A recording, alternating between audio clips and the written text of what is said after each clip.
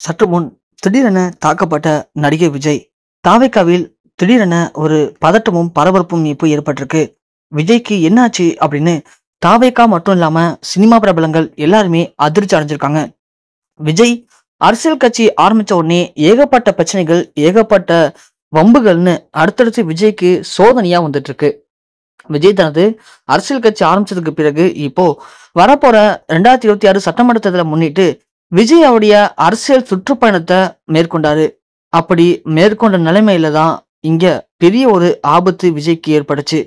அரசியல் கட்சி ஆரம்பித்த விஜய் மக்களை நான் நேரா போய் சந்திக்க போறேன் அப்படிங்கிற நோக்கத்துல உங்கள் விஜய் நான் வரேன் அப்படிங்கிற தலைப்புல ஒரு சுற்றுப்பயணத்தை ஆரம்பிச்சாரு. இந்த சுற்றுப்பயணம் ஆரம்பித்த உடனே சனிக்கிழமை மட்டும்தான் எல்லாரையும் போய் சந்திச்சிட்டு இருந்தாரு. அந்த வகையில சில வாரத்துக்கு முன்னாடி கரூர் மற்றும் நாமக்கலுக்கு வரதா விஜய் முன்கூட்டியே சொல்லியிருந்தாரு. 2 இடங்களுக்குமே அவரு ஒரே நேரத்துல வர மாதிரி, அதாவது முதல்ல நாமக்கல் போறதாவும் அடுத்த கொஞ்ச நேரத்திலேயே கரூருக்கு வரதாவும் அவரு டைம் பிக்ஸ் பண்ணி அதுக்கேற்ற மாதிரி பர்மிஷன் எல்லாம் வாங்கியிருந்தாங்க. விஜய் வரான்னு தெரிஞ்ச உடனே எல்லா இடத்துலயுமே மக்கள் கூட்டம் வெள்ளம் போல அப்படியே ஒன்னா திரண்டுட்டாங்க. ஆனா இப்படி 2 இடத்துக்கு அடுத்தடுத்து போறதுனால கொஞ்சம் காலதாமதம் விஜய்க்கு ஏற்பட்டிருக்கு. அப்படி தாமதமா வந்ததுடைய விளைவா கரூர்ல ஏற்பட்ட கூட்ட நெரிசல் காரணமா 41 பேர் உயிரிழந்திருக்காங்க. ஆனா இந்த விவகாரம் மிகப்பெரிய அளவுல ஒரு தலைவிரிச்சு ஆட ஆரம்பிச்சது. இந்த விவகாரம் தொடர்பா முதல்ல ஒரு ட்வீட் போட்டாரு விஜய் அவர்கள். அதுக்கப்புறம் ஒரு வீடியோவும் வெளியிட்டாரு. இந்த வீடியோல கூட அவரு தான் மேல எந்த தவறுமே இல்ல, நம்மளுடைய எதிர்கட்சியினர் நம்மள பிடிக்காதவங்க, நம்ம வளரக்கூடாதுன்னு நினைக்கிறாங்க பாத்தீங்களா, அவங்கதான் இப்படி உங்க மேல அட்டாக் பண்ணி நம்ம கட்சியுடைய நோக்கத்தை கெடுக்கும்னு நினைக்கிறாங்க.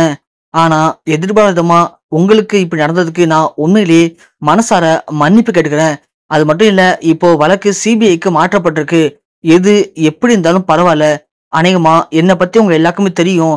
என் மேல உங்களுக்கு நம்பிக்கை இருந்துச்சு அப்படின்னா பாதிக்கப்பட்டவங்க எல்லாருமே கண்டிப்பா கொஞ்சம் பொறுமையா இருங்க, நான் உங்களை பார்க்க வரேன் அப்படின்னு விஜய் ஏற்கனவே சொல்லியிருந்தாரு. அதுக்காக விஜய் இன்னைக்கு கரூர் போறதா முடிவெடுத்து திடுதிப்புன்னு யாருக்குமே எந்த ஒரு முன்னறிப்பும் இல்லாம அவங்கள போய் பார்க்கலான்னு சொல்லி விஜய் கிளம்பியிருக்காரு. கிளம்புன கொஞ்ச நேரத்திலேயே விஜயுடைய கார் திடீர்னு தாக்கப்பட்டிருக்கு. கல்கள்லாம் எரிஞ்சு விஜயுடைய காரை அடிக்கவும் டக்குன்னு விஜய் காரை ஓட்டிட்டு போன டிரைவர் ரொம்பவுமே கண்ட்ரோல் பண்ண முடியாம அன்பேலன்ஸ்டா காரை கொண்டு போய் ரோட்டு ஓரத்துல இருக்க ஒரு மரத்து மேல மோதிருக்காரு.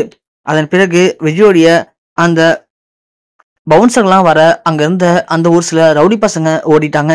ஆனா அவங்க யாரு, எதுக்காக திடீர்னு அங்க வந்தாங்க, எப்படி கல் வீசினாங்க, விஜய் கிளம்புனது அவங்களுக்கு எப்படி தெரியும் அப்படிங்கிற எந்த ஒரு தகவலுமே அவருக்கு தெரிய வரல. இது எல்லாமே எதிர்கட்சியினர் பண்ற சதியா இல்ல தன்னை வேணும்னு இப்படி பழிவாங்க நினைக்கிறாங்களா அப்படின்னு தெரியாம விஜய் பயங்கர குழப்பத்தோட அங்கிருந்து கிளம்பியிருக்காரு.